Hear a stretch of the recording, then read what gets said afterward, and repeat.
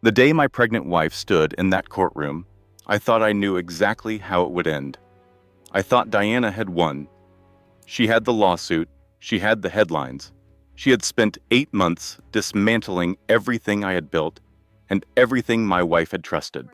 And then Judge Holt leaned forward and asked Claire, in front of everyone, who had fathered her child. The room stopped breathing. I stopped breathing.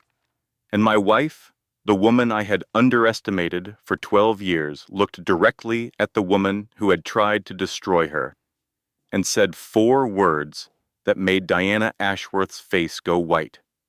4 words that ended everything Diana had built. 4 words I never saw coming, and I was the one who caused all of it.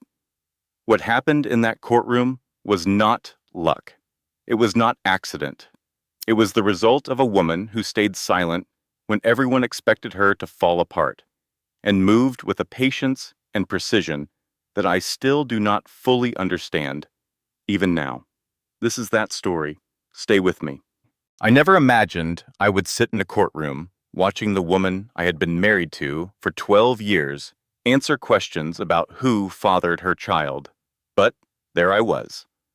Row 3, left side, close enough to see her hands folded on the witness stand, close enough to see the slight tremor in her fingers that she was working hard to control, close enough to see her jaw set the way it always did when Claire Caldwell had already made up her mind about something and the rest of the world simply had not caught up yet.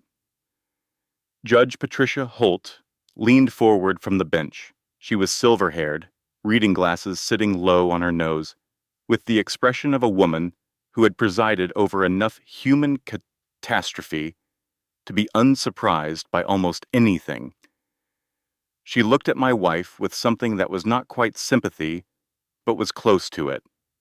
She asked the question that stopped every heartbeat in that room. Mrs. Caldwell, you are currently 20 weeks pregnant. For the record of this court, can you confirm the identity of the father of your child? The gallery went absolutely silent. My attorney, Rebecca Stowe, reached under the table and grabbed my forearm without looking at me. Across the aisle, at the plaintiff's table, sat Diana Ashworth. She was dressed in a cream blazer, her dark hair pulled back, her posture arranged with the careful precision of someone who had rehearsed this moment. Her hands were flat on the table. Her expression was controlled, but her eyes were doing something complicated, moving between Claire and Judge Holt and back again, as if she were calculating something she was no longer certain would add up. Claire did not look at me. She looked at Diana, directly, steadily, without anger and without performance. And then she spoke 4 words that made Diana's face go white, 4 words that made Diana's attorney drop his pen onto the table with a sound that seemed enormous in the silence. 4 words that would end all of it, every part of it, in the way that none of us in that courtroom had seen coming. I am going to tell you what those 4 words were. But first, you need to understand how we arrived at that moment. Because the courtroom was not the beginning of this story. It was not even close to the beginning. The beginning was a Tuesday morning in October, in our kitchen, at 6:47 in the morning. It was a phone that buzzed once on a granite countertop. It was a message I turned face down, believing no one had seen it. It was the moment my wife saw everything and said nothing.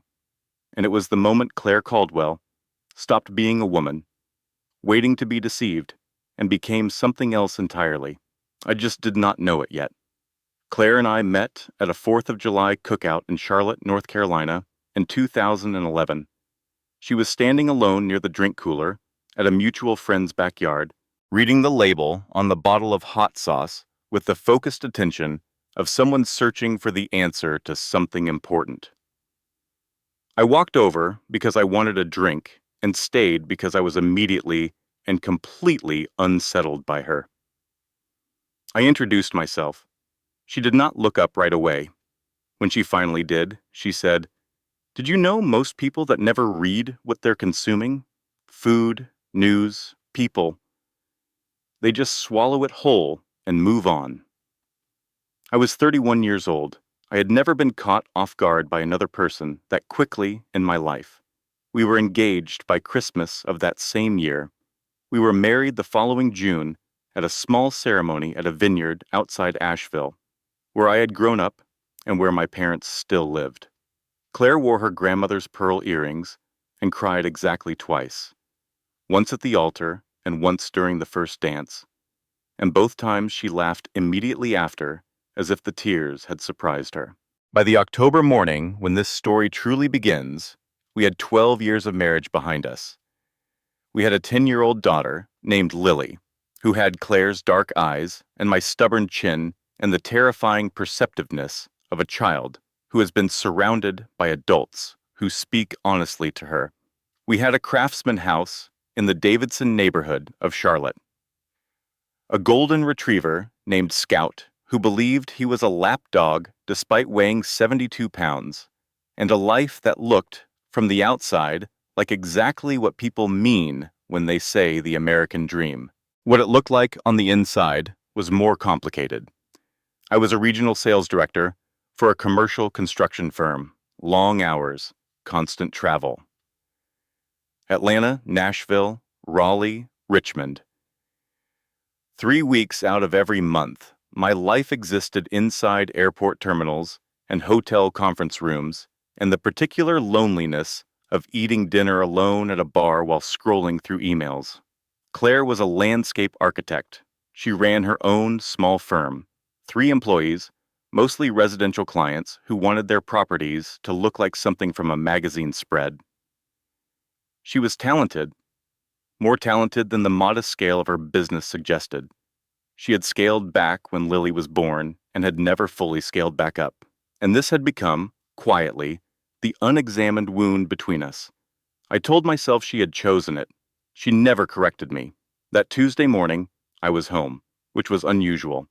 I was standing at the kitchen island, eating toast, scrolling through emails on my laptop, half listening to Lily argue with the television in the next room about whether a cartoon character had made the right decision. Claire was at the counter, making school lunches. She had a podcast playing softly through the small speaker on the counter, something about garden design, and she was moving with the quiet efficiency of a woman who had done this particular routine 10,000 times. My phone buzzed on the countertop. One message. The contact name was saved as Riverside Vendors, LLC. A name I had created 8 months earlier for exactly this purpose.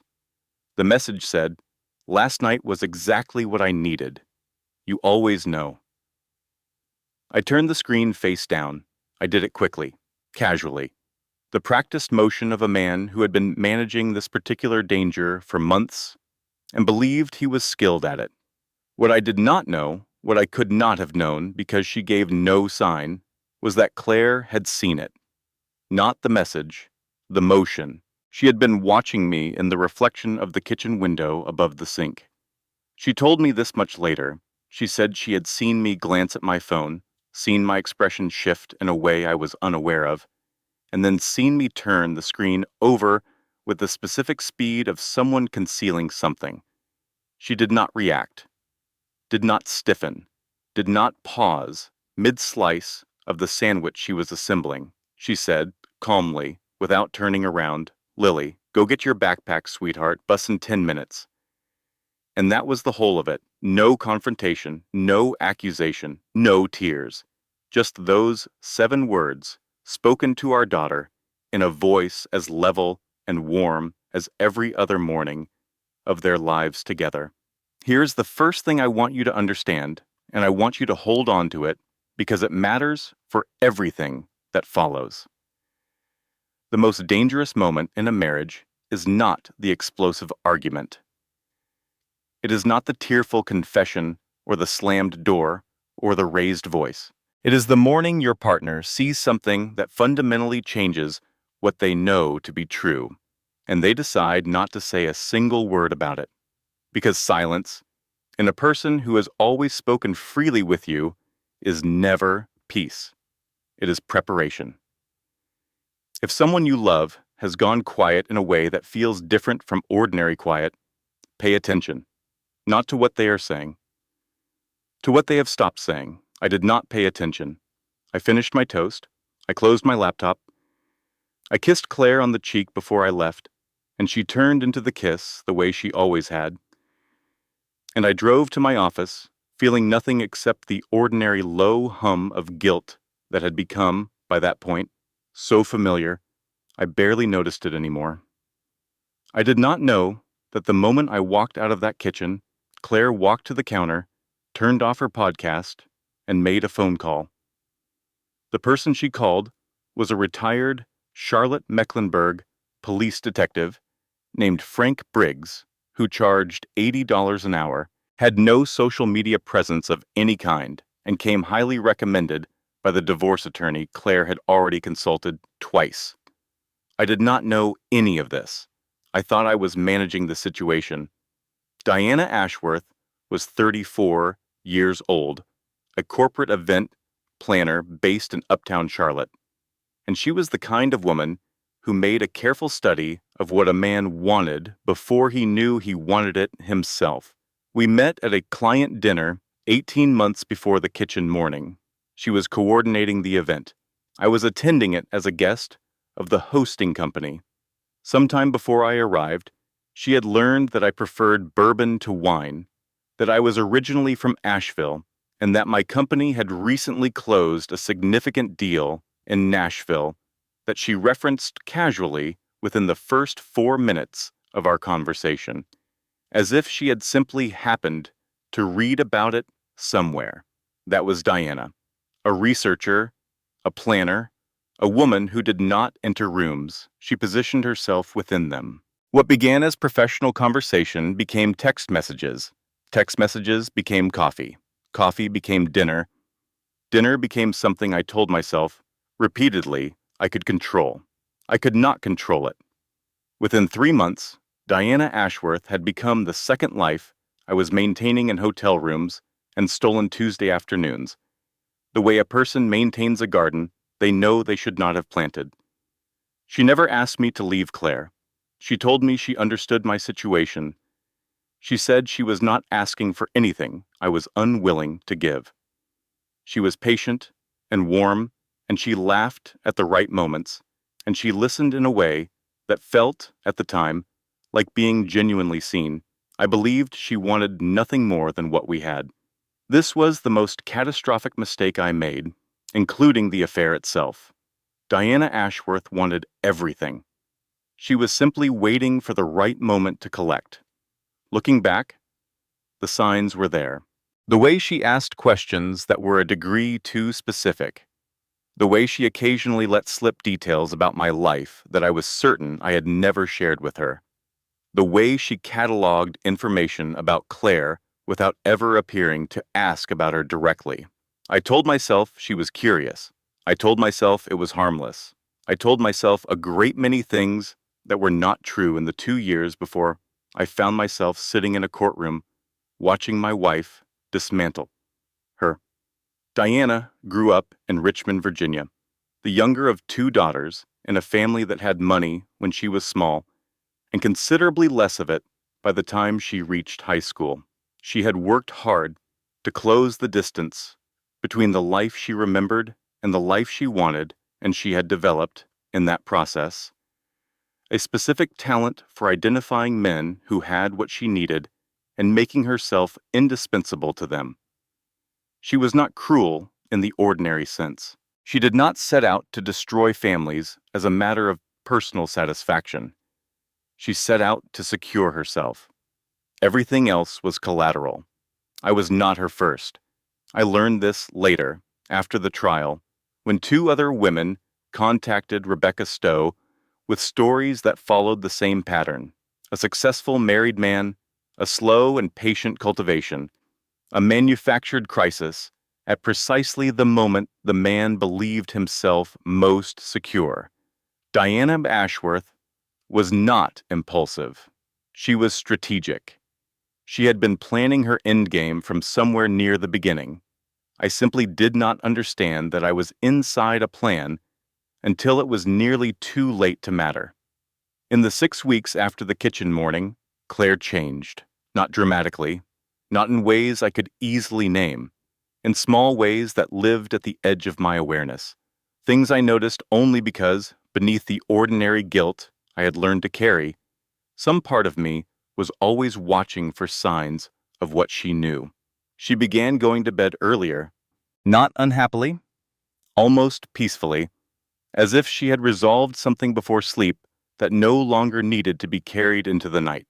She hired a new employee at her firm, a young woman named Grace, whom Claire seemed to trust immediately with responsibilities she had never delegated before. She spent less time at her office desk and more time, I would later understand, meeting with people I did not know about. She stopped asking when I would be home. This sounds small. It was not small. For 12 years, Claire had asked that question with the frequency of someone who genuinely wanted to know the answer. The absence of it was like a door closing in a house you thought you knew completely. She began taking Lily on Saturday errands that had always been quick, 30 minutes, grocery store, dry cleaners, and turning them into 3-hour outings from which they returned happy and full of conversation that did not include me.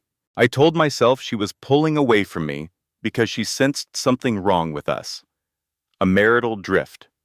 The ordinary erosion of a long marriage, under the weight of too much absence and not enough honesty. I did not tell myself the truth, which was that Claire, who had once told me on our second date that she never allowed a problem to sit unexamined, was not drifting. She was building a case. Then, one Friday evening, over dinner, without looking up from her plate, she said, "I had lunch with Margaret Holt today." Margaret Holt was a family law attorney, one of the most respected ones in Mecklenburg County. I set my fork down. "Oh, what was that about?" Claire looked up and gave me the smile that had made me fall in love with her in that backyard 13 years earlier. Warm, direct, completely composed. "She is redesigning her side garden. I am putting in a quote." She went back to her dinner. She was lying. She knew that I suspected she was lying, and she smiled about it, not with cruelty, but with the quiet confidence of a woman who was no longer afraid of being caught at something because she was not the one with something to hide. I felt, for the first time in this entire ordeal, genuinely afraid, not of what Diana might do, not of what the affair might cost me professionally, afraid of my wife, afraid of her stillness, afraid of how little I actually understood about what was happening inside the person I had lived beside for 12 years. What I did not know that evening, what I would not fully understand until 4 months later, was that Claire had not gone to Margaret Holt about a garden. She had gone because she had spent the previous 3 weeks building a file. Hotel receipts she had cross-referenced with my expense reports, which she had access to through our shared accounting software for household finances. A private investigator, Frank Briggs, hired through a friend of a friend, who had been following me for 26 days, printed records of phone activity from a shared family plan that I had forgotten we still maintained together. By the Friday evening of the dinner, where she smiled at me over her salad, Claire Caldwell had a 47-page documented record of my affair with Diana Ashworth. She had known for 3 months. She had said nothing. She was waiting. Diana's call came on a Wednesday. I was in Atlanta, sitting in my hotel room on the 14th floor, looking out at the city lights when my phone rang. Not a text, a call. Diana almost never called. I answered. "I'm pregnant," she said. The room seemed to shift slightly beneath me, the way a plane shifts in turbulence, that disorienting moment When the solid thing you assumed was stable reveals itself to be floating. How far along? 7 weeks. I have seen a doctor. It is confirmed. I sat down on the edge of the bed. The carpet was burgundy, with small diamond shapes on beige. I remember this detail with complete clarity, because it is what my eyes fixed on, while everything else in my mind went very, very quiet. Diana, I am not asking you to panic, she said. Her voice was controlled in the way that told me she had rehearsed this call. I am asking you to come home and handle this the way you have always told me you handle things. I flew home that night instead of the following morning. I did not go to my house first. I went to Diana's apartment.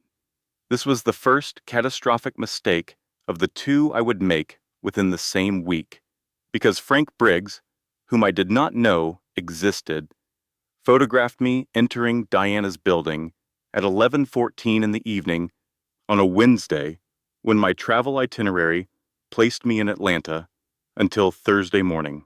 By the time I walked through my own front door at midnight, Claire was in bed. I stood in the hallway outside our bedroom for a moment, listening to the silence. And then I went to the guest bathroom, washed my face, and told myself that I would figure out how to manage this. Claire's file grew by 3 photographs that night. The second catastrophic event came 6 days later. Diana, apparently unsatisfied with my private reaction, which had been stunned silence, followed by a careful conversation about options and timelines, decided to stop waiting for me to control the situation. She called Claire directly. I do not know the full transcript of that conversation. Claire has never told me everything that was said, and I have not asked her to. What I know is that Diana introduced herself, confirmed the affair, confirmed her pregnancy, and then said something that Claire repeated to me only once, quietly. The night before the final court hearing, in the hallway outside the guest room where I had been sleeping for months. Diana had told Claire that I had been planning to leave her for over a year, that I had told Diana our marriage was already finished, that Claire was simply the last person to know. I had never said those things, not once, not in any form. But Diana had spent 18 months learning how to use what she knew about me, and she had finally decided to use all of it at once. Claire hung up the phone. She did not call me. She did not cry, not that I saw. She did not cry, not that I saw. She did not confront me with what Diana had said. She called Margaret Holt. And then, because she had been feeling persistently nauseous for 2 weeks and had been putting off a doctor's appointment because she was busy and because she told herself it was probably stress, she called her OBGYN and made an appointment for the following morning. That appointment would change every calculation that anyone in this story had made. Claire confronted me 4 days after Diana's call. Lily was at school. Scout was in the backyard. The house was quiet, in the way that houses are quiet when something significant is about to happen inside them. Claire came into the kitchen, where I was making coffee, and sat down at the table. She placed a manila folder in front of her and slid it across to me without saying anything. Inside, photographs. Hotel receipts tabbed with small, colored stickers. A typed report from Frank Briggs.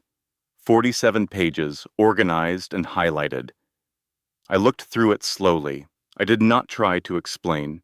I did not reach for an excuse. Some part of me understood that the time for those things had passed, possibly months ago. When I looked up, Claire was watching me with an expression I did not have a name for. It was not rage.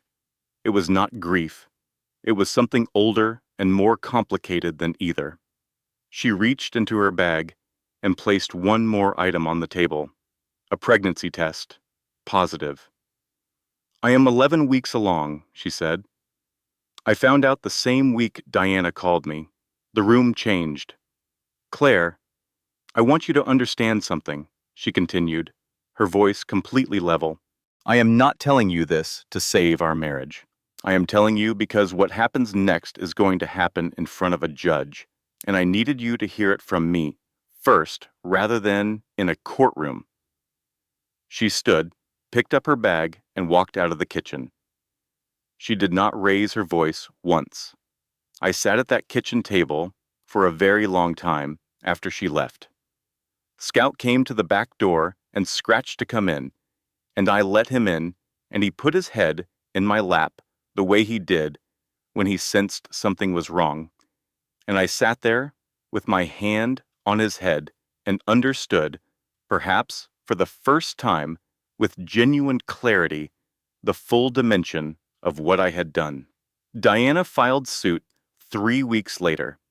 Her attorney, a man named Prescott Webb, who had the aggressive confidence of someone accustomed to winning through volume rather than substance, submitted a claim covering paternity establishment, financial support, and what the filing called intentional infliction of emotional distress. And on page 4, in a footnote that was designed to look like a procedural detail, but was in fact the sharpest weapon in the document, Diana's legal team suggested that Claire's pregnancy, given what Diana claimed were my stated doubts about our intimate life together, should itself be subject to paternity verification. She was attacking Claire's baby, a woman who had done nothing, not a single thing, except be married to a man who had made catastrophically selfish choices. The story reached local media within 48 hours. A paralegal talked to someone who talked to someone else.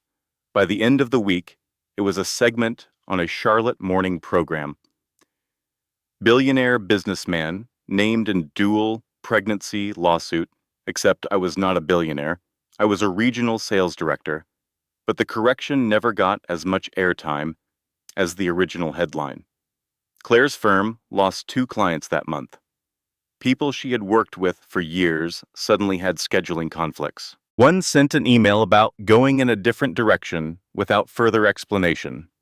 Lily came home from school on a Thursday and found me in the living room and asked, with the devastating precision of a 10-year-old who has learned to read adult weather patterns, "Dad, are you in trouble?" I told her no. It was the 3rd lie I told my daughter that month. I know because I counted every one of them. Later, when counting was all I had left to do.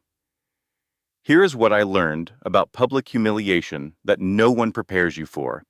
It does not arrive all at once. It accumulates in small, quiet moments. A neighbor who stops making eye contact at the mailbox. A colleague who routs a meeting invitation around you.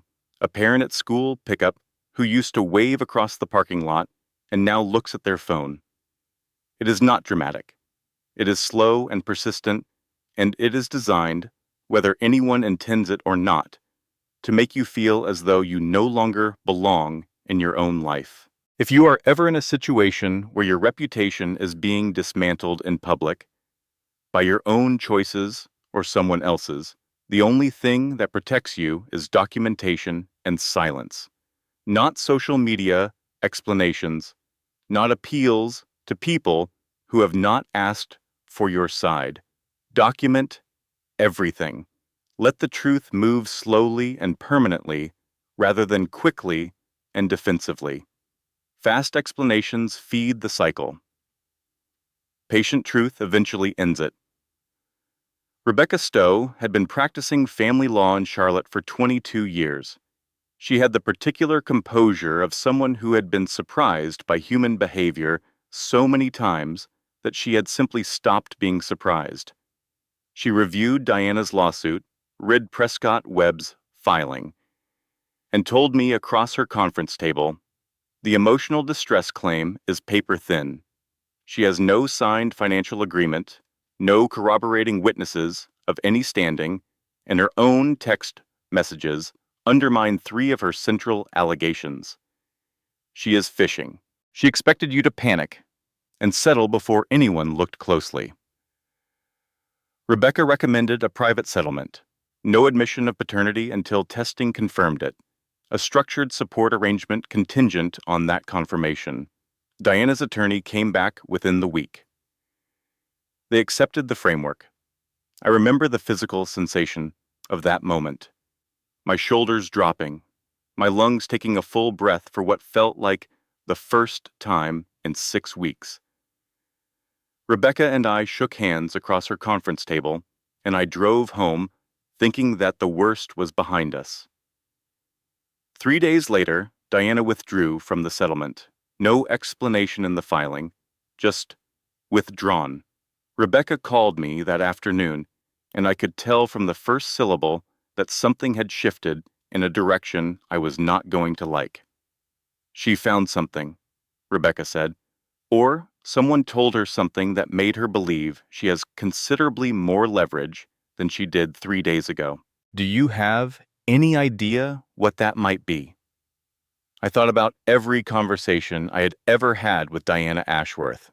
Every careless thing I had said in a hotel room at 1 a.m. when I believed, the way people believe things in the dark, that they would not believe in daylight, that the room was sealed from consequences.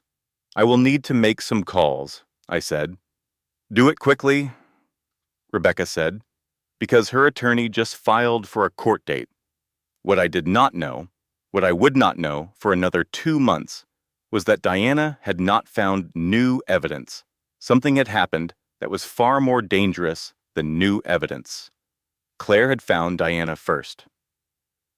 After Diana's phone call, in the days when I believed Claire was simply grieving and deciding what to do, Claire had reached out to Diana directly. She had framed it as a wounded wife seeking to understand a timeline. She asked for a meeting. She suggested that 2 women in the same impossible situation might benefit from talking honestly. Diana, who believed she understood people and believed specifically that she understood the kind of woman Claire was, agreed. They met twice.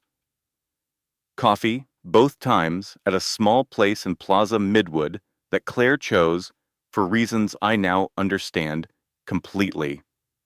It was quiet. It had good ambient sound from the espresso machine, and it was perfectly legal in North Carolina to record a conversation to which you were a party.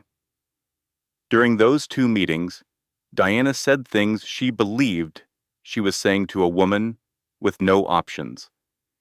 She said she had known I was married from the beginning and had considered it useful rather than problematic. She said she had told several mutual acquaintances before filing the lawsuit that she intended to ensure Claire received nothing in any settlement. She said, in a moment of confidence, that Claire received without expression that the conception timeline in her pregnancy was something she had discussed with a close friend in terms of how to make the dates work in her favor. Claire handed this recording to Margaret Holt the following Tuesday. Margaret Holt forwarded it to Rebecca Stowe. Rebecca listened to it once, set down her coffee, and said, "Your wife just handed us the case. Where has she been for the last 4 months?" "In her garden," I said. Rebecca looked at me for a moment. "You have very seriously underestimated that woman." I had underestimated her for the better part of 12 years, in ways I was only beginning to fully understand, but Diana was not finished. When her attorney learned, through the procedural discovery process, that the recording existed, she made a decision that I can only describe as her final and most revealing move. She leaked a story to a tabloid blog with a large regional following. Diana's camp fed a narrative that Claire had known about the affair for years and had chosen to stay for financial security and social position. The story painted Claire not as a betrayed wife, but as a calculating woman who had made a cold transaction of her marriage and was now crying victim for strategic purposes. The comment sections were savage. I walked into the living room one evening and found Claire sitting in the dark with her laptop open. the screen full of strangers writing things about her that were not true and that she had done nothing to deserve. She closed the laptop when she heard me come in. "Don't," she said quietly. "Claire, I want to." I said, "Don't, Nathan. I know what I am doing. Please let me do it." She went upstairs. I sat in that dark living room for a long time, in the chair that used to be mine without question, in the house that used to be fully ours, and I felt the complete weight of what I had done to her. Not the affair in the abstract, not the legal crisis or the professional embarrassment. What I had done to Claire Caldwell specifically, to this particular woman who had built a quiet and meaningful life and asked of me only that I be honest. I had taken that from her, and she was still fighting. Not for me. That was the part I had to sit with longest. She was not fighting for our marriage or for my reputation or for my sake in any way I could identify.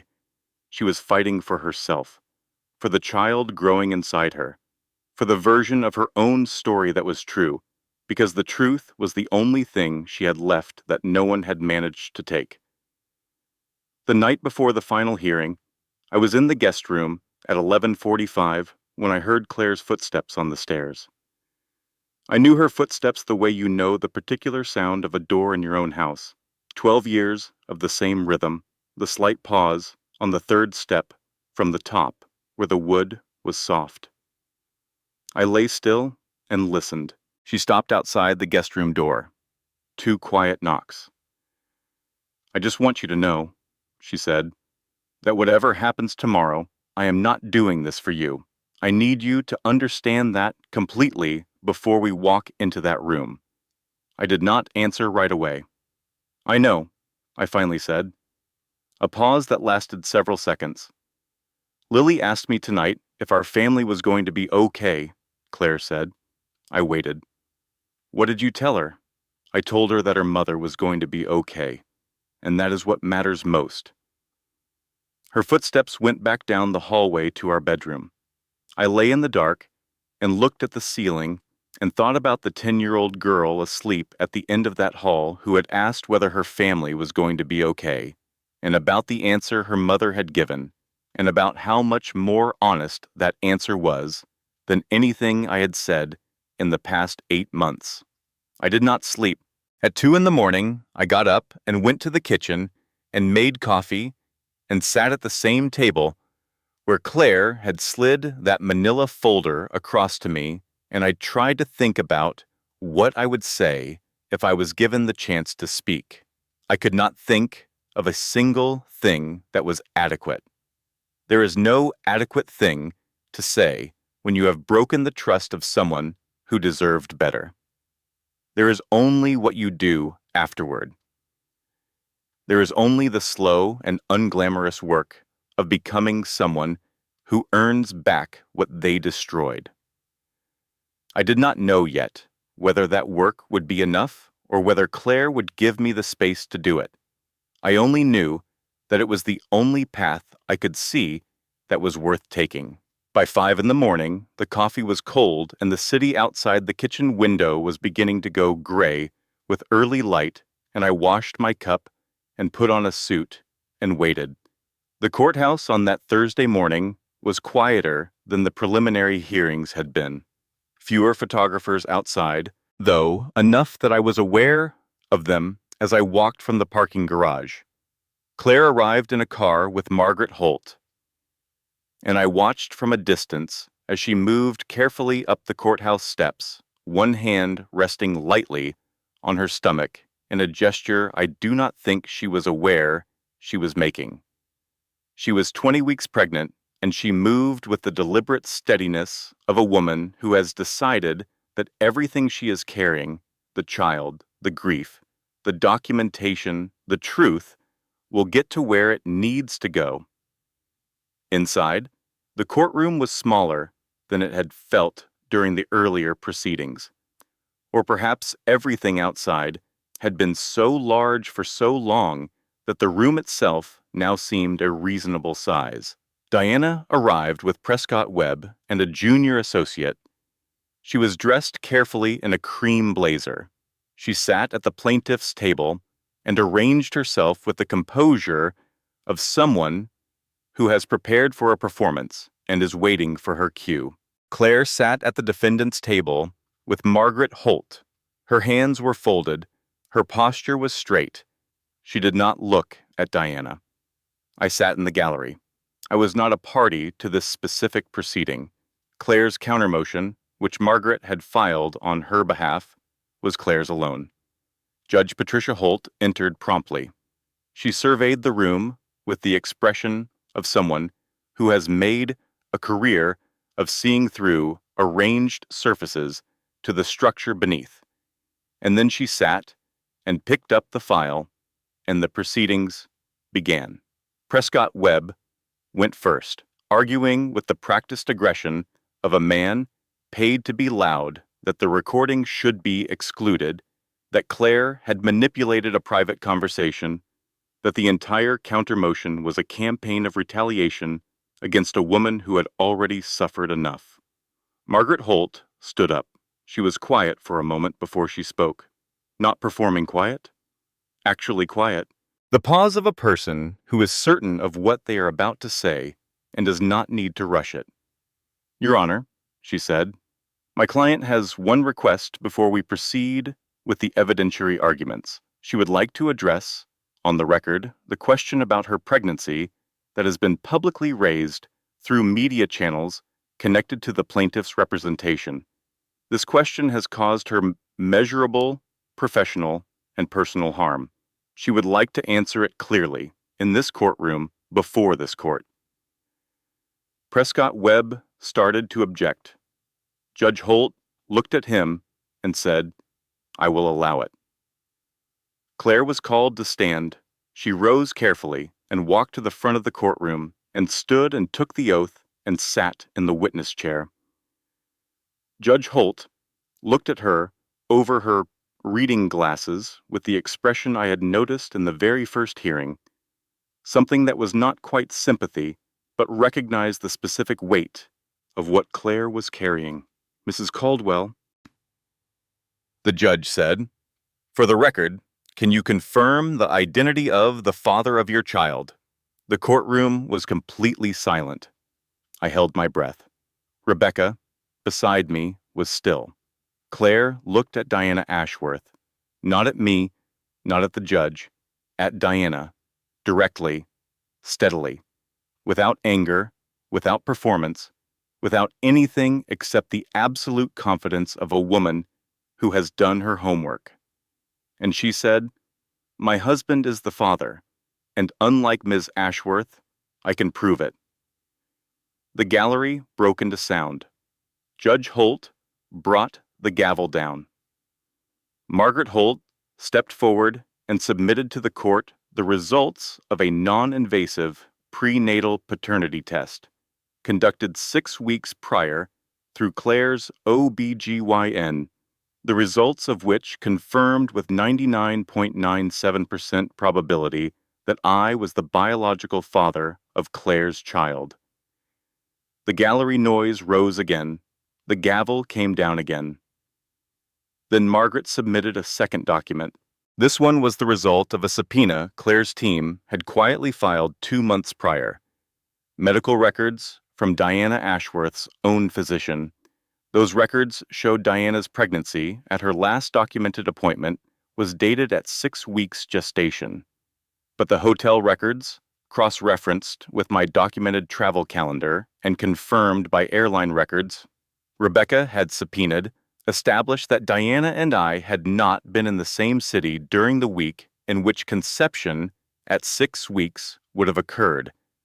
I had been at a conference in Washington that week. Diana's own social media posts placed her at a beach resort in South Carolina. Diana Ashworth was pregnant. The child was not mine. Prescott Webb leaned toward Diana and said something low and urgent. Diana's face did something I had not seen it do before. The composure she had maintained through every hearing, every media appearance, every carefully staged moment of public grief, dissolved, not dramatically, just gone. Just the way a light goes out. Judge Holt set down the documents and looked at the plaintiff's table. Ms. Ashworth, she said in the tone of a woman who has reached the absolute end of her patience with a particular situation, would you like to revise the paternity claim? Diana said nothing. Miss Ashworth, Diana's hands were flat on the table. I need to speak with my attorney, she said, very quietly. You may do so, Judge Holt said, after I have finished. What followed was methodical and complete. The recording from Claire's coffee, meetings with Diana, was admitted in full. The paternity claim was dismissed. The emotional distress suit was dismissed with a finding of bad faith. Prescott Webb was referred to the state bar for review of his conduct in relation to the media leaks. Diana Ashworth did not storm out. She sat very still at the plaintiff's table while the judge spoke, and the stillness was somehow more complete than any exit would have been. When it was over, she stood and gathered her things and walked out of the courtroom with Prescott Webb without looking at anyone. The room began to empty. I sat in my row in the gallery and did not move for a long time. Claire stood and spoke briefly with Margaret Holt, and then turned toward the aisle, and for a moment, just one moment, her eyes found mine across the room. I do not know exactly what passed between us in that look. I only know that it was honest, possibly the most honest exchange we had managed in the better part of a year. She turned and walked toward the exit, and I stood up and followed at a distance that felt like the right one. I want to tell you something true about what happened after. Because stories like this one, when they are told for the purpose of entertainment or catharsis, tend to resolve themselves too cleanly. The wife forgives, the husband transforms, the family is restored, the end. That is not what happened. Not cleanly, not quickly, not in any way that resembled the neat resolution I had, in some corner of my mind, hoped for without deserving. Claire and I separated for 4 months following the hearing. She stayed in the house with Lily. I rented an apartment 8 minutes away, close enough to take Lily to school and attend her soccer games and be present in the daily life of my daughter, far enough that Claire had the space she had asked for and that I had not, for the previous year, bothered to provide her. I began seeing a therapist twice a week, not because Claire required it, though she had her own conditions that I will come to, because I had finally understood something that I had spent the better part of 2 years refusing to see. My ability to deceive myself, to tell myself the affair was manageable, that I had it contained, that Diana was a risk I was actively controlling, was not a character flaw I could simply acknowledge and move past. It was a pattern of thinking that had developed over years of small rationalizations, and it required serious examination by someone trained to see the structures that I could not see from inside them. The therapist's name was Dr. Caroline Warren. She had an office near the university, and she had the particular skill of asking questions that sounded simple and were not. In our 3rd session, she asked me, "When did you first know that what you were doing with Diana was wrong?" I said, "Almost immediately." She said, "And what did you do with that knowledge?" I said nothing for a moment. "I filed it somewhere. I didn't have to look at it," I said. She nodded and wrote something down. "That filing system," she said, "is what we need to dismantle." We worked on it for months. We are still working on it now. Diana Ashworth left Charlotte 2 weeks after the hearing. She issued a brief statement on social media acknowledging that the paternity claim had been incorrect and expressing regret for harm caused. 3 days later, she deactivated all of her accounts. A mutual acquaintance told me several months later that she had moved to Phoenix and was working in hotel event management. I do not know if that is true. I have not attempted to verify it, and I do not intend to. Carlisle Innovations, which was the name the news reports used for my employer, despite the fact that I was an employee and not an owner, released a statement noting that the legal matter had been resolved in favor of the Caldwell family. My direct supervisor called me the day after the hearing and said, "Glad that's done. Regional numbers are due Friday." That was the entirety of the professional conversation about what had happened. Claire gave birth to our son James in April. I was in the delivery room. She had asked me to be there, not as her husband, not yet, but as the father of the child she was bringing into a situation that was already complicated enough.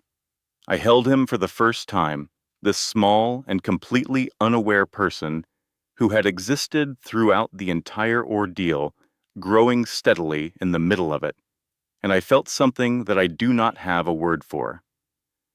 A kind of clarity that arrives when you are holding something irreplaceable and understand, with your whole body, rather than just your mind, exactly what you almost destroyed.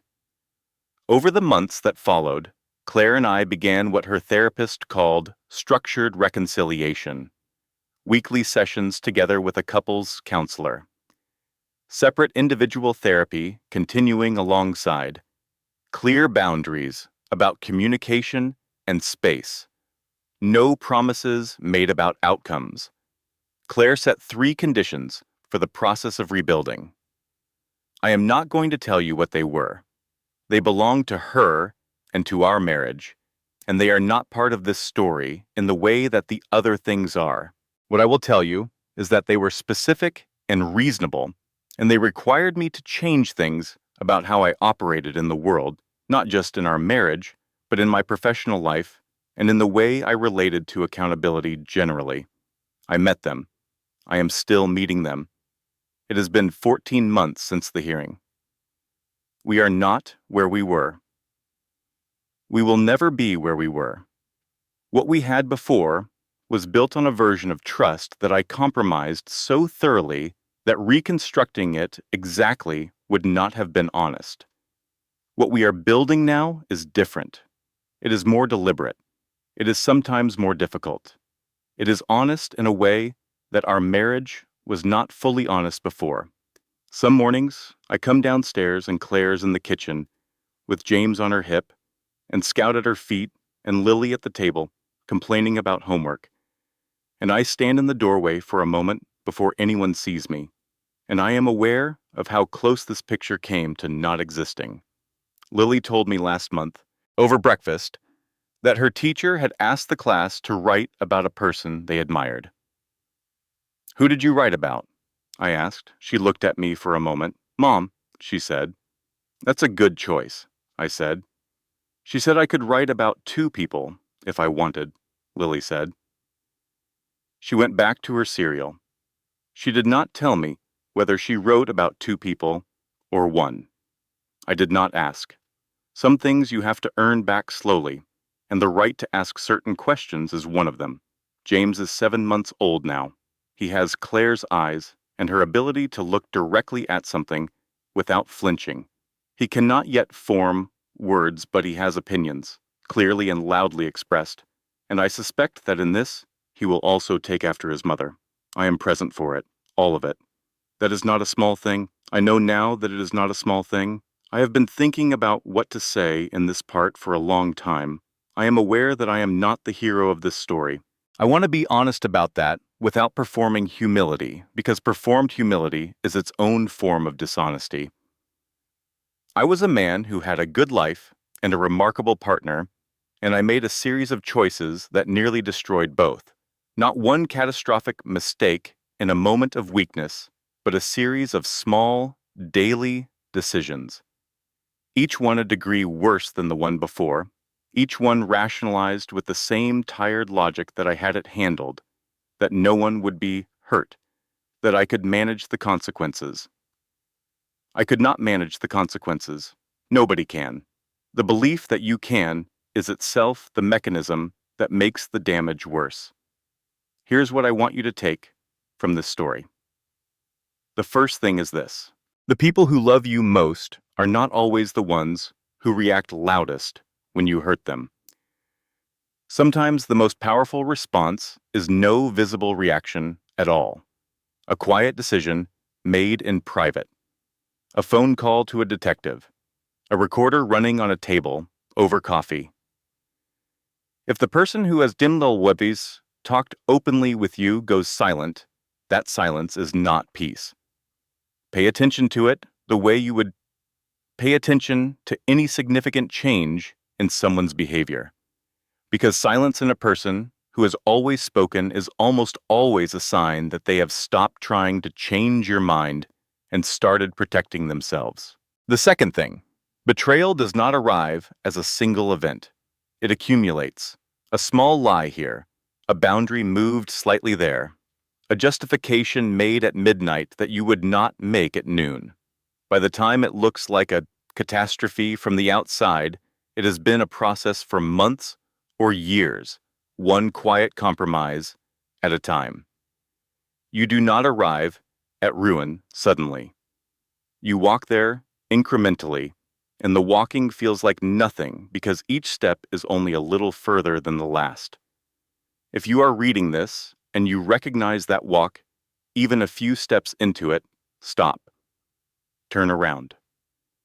Have the honest conversation you have been avoiding.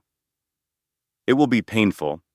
It will not feel as controlled as the alternative you have constructed, but it will not end in a courtroom, and it will not end with your daughter writing her school essay about your wife. The third thing, and this one is for the women. I watched Claire operate through 8 months of the worst situation of her adult life with a clarity and patience and strategic intelligence that I, a man who managed a regional operation and thought of himself as reasonably competent, could not have matched. She was not lucky. She was not passive. She was not waiting to be rescued by the truth. She built the case. She gathered the evidence. She had the difficult meetings and made the careful recordings and let the process move at the pace that would actually work rather than the pace that would merely feel satisfying. Your instincts are data. The thing that feels wrong is information. The silence you have been making excuses for is telling you something you already know. You do not have to move in panic. But move. Document. Know what you are actually dealing with before you make your next decision. And know this. The composure that looks like acceptance from the outside is sometimes, in the right person, the most formidable strategy in the room. The fourth thing. To anyone who is a parent in the middle of something like this, your children are watching. Not in the dramatic way, not watching the arguments or the evidence or the legal proceedings, watching you. The way you move through the house, the quality of your voice when you answer their questions. Whether your face is honest or performed. Lily watched her mother move through 8 months of public humiliation and private grief without losing herself. That is what Lily wrote her essay about. Not the court case, not the resolution, the fact that her mother remained entirely herself through all of it. Your children will remember not what happened to your family, but how you carried it. And finally, to anyone sitting in the middle of a crisis that feels permanent, it is not permanent. I know that sounds hollow when you are in it, when the headlines are new and the neighbors are quiet, and you cannot sleep past 4 in the morning. But the crisis is a condition, not a character.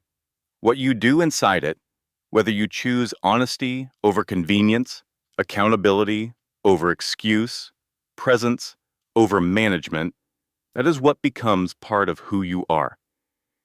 Healing is not returning to what you had before the truth arrived. Healing is building something new that is honest enough to last. We are doing that work. I do not know how it ends. Nobody knows how their story ends. But I know that it is real, and that it is ours, and that it is built on something solid. That is enough to keep going.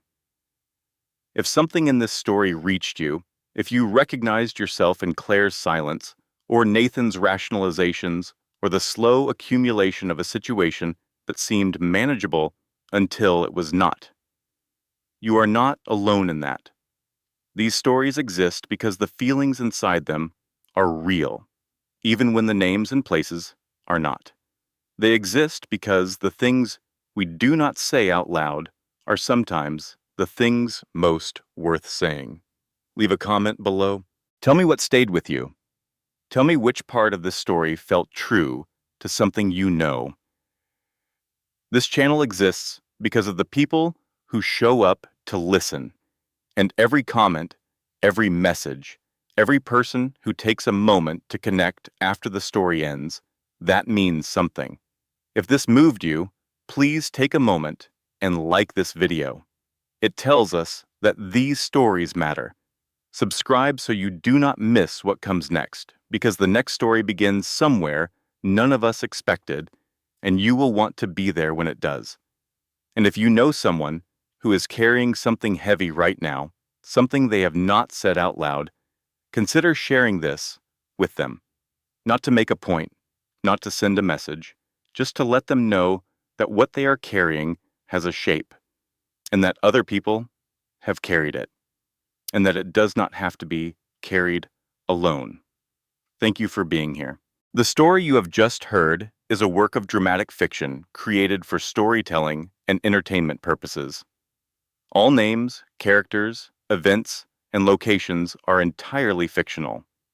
Any resemblance to real persons or actual events is coincidental.